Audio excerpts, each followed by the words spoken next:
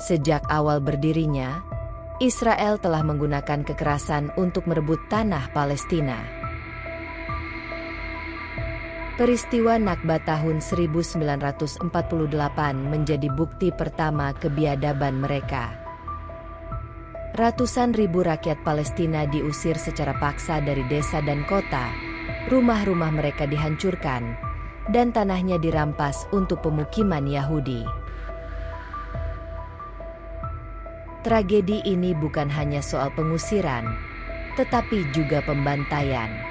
Di Deir Yassin, pada April 1948, ratusan warga Palestina termasuk perempuan dan anak-anak dibantai oleh kelompok milisi Zionis.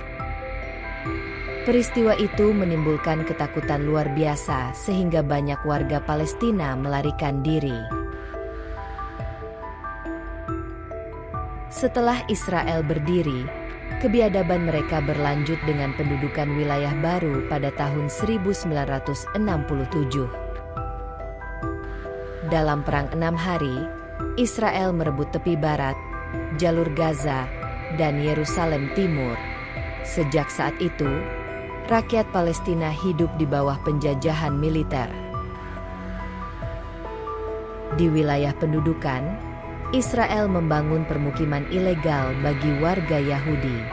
Ribuan rumah warga Palestina diratakan dengan tanah. Kebijakan ini dilakukan untuk menghapus jejak keberadaan bangsa Palestina dari tanahnya sendiri.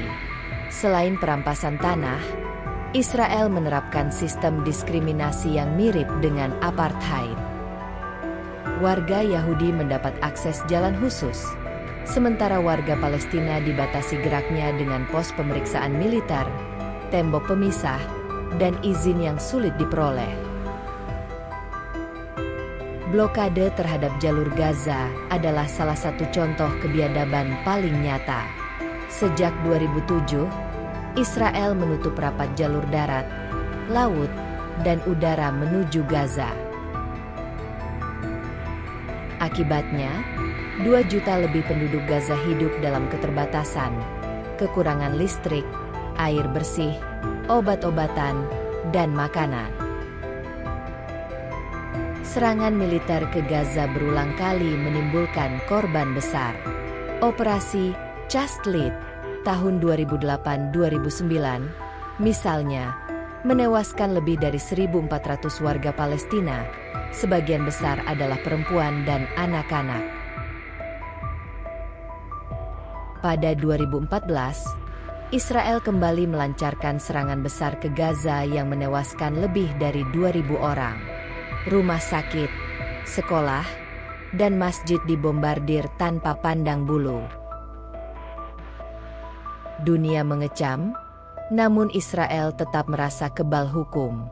Kebiadaban lain terlihat dalam penembakan warga sipil yang tidak bersenjata. Pada aksi Great March of Return tahun 2018, ribuan warga Palestina berunjuk rasa damai di perbatasan Gaza menuntut hak kembali ke tanah mereka. Tentara Israel menembaki massa, menewaskan ratusan orang dan melukai ribuan lainnya. Israel juga sering menahan anak-anak Palestina. Data menunjukkan setiap tahun ratusan anak di bawah umur ditangkap, dipenjara, bahkan disiksa di penjara militer. Anak-anak yang hanya melempar batu ke tank dihukum bertahun-tahun. Di tepi barat, warga Palestina menghadapi penindasan setiap hari. Kebun zaitun mereka dibakar, hewan ternak dirampas, dan sumber air dikuasai Israel. Permukiman Yahudi yang terus meluas membuat rakyat Palestina semakin terhimpit. Yerusalem Timur, yang seharusnya menjadi ibu kota Palestina, terus dipenuhi pemukiman Yahudi. Banyak keluarga Palestina diusir dari rumah mereka dengan alasan hukum kolonial kuno yang hanya menguntungkan Israel. Kebiadaban Israel juga tampak dalam serangan terhadap tempat ibadah. Masjid Al-Aqsa, salah satu situs suci umat Islam, sering digerebek tentara Israel. Jamaah yang sedang beribadah dipukuli, ditembak dengan peluru karet, bahkan ditangkap. Selama bertahun-tahun, Israel mengabaikan hukum internasional. Resolusi PBB yang menuntut mereka mundur dari wilayah pendudukan tidak pernah dijalankan. Dukungan kuat dari Amerika Serikat membuat Israel semakin berani bertindak sewenang-wenang. Hingga kini, kebiadaban itu terus berulang. Setiap kali terjadi eskalasi, korban selalu jatuh dari pihak Palestina. Rumah sakit diserang, wartawan ditembak, bahkan lembaga kemanusiaan pun tak luput dari target. Israel menggunakan teknologi militer canggih untuk melawan rakyat sipil. Drone, rudal, dan bom presisi diarahkan ke kawasan padat penduduk. Dalih mereka selalu melawan terorisme, padahal korban terbesar selalu rakyat biasa. Kebijakan pemblokiran dan penghancuran ekonomi Palestina juga membuat penderitaan semakin parah. Ribuan warga kehilangan pekerjaan, pertanian sulit berkembang, dan perdagangan terhenti akibat blokade. Lebih ironis lagi, banyak lembaga kemanusiaan yang ingin masuk ke Gaza atau tepi barat dihalangi oleh Israel. Bantuan medis, makanan, dan obat-obatan sering tertahan, sementara rakyat Palestina berjuang untuk bertahan hidup. Kebiadaban ini bukan hanya dalam bentuk fisik, tetapi juga psikologis. Anak-anak Palestina tumbuh besar dengan trauma perang, suara bom, dan kehilangan keluarga.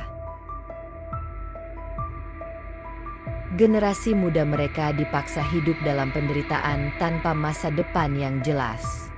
Bahkan dalam situasi damai, Israel tetap menindas.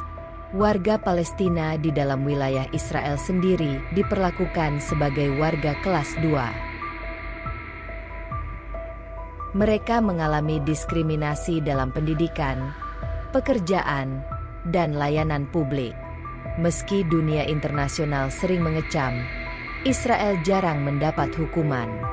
Dukungan militer, politik, dan ekonomi dari negara besar membuat mereka merasa di atas hukum. Inilah yang membuat kebiadaban mereka terus berulang. Palestina sebagai bangsa tetap berjuang meski dalam keterbatasan.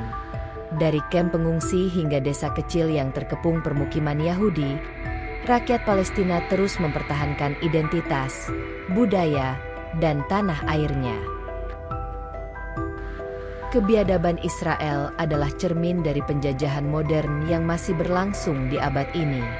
Apa yang dialami Palestina membuktikan bahwa kolonialisme belum benar-benar berakhir. Meski begitu, semangat rakyat Palestina tidak pernah padam. Mereka terus melawan dengan segala cara, baik melalui diplomasi internasional, perjuangan rakyat, maupun perlawanan di lapangan. Konflik ini masih berlangsung hingga hari ini, dan kebiadaban Israel masih menjadi luka terbuka bagi dunia. Selama keadilan tidak ditegakkan, penderitaan rakyat Palestina akan terus berlanjut.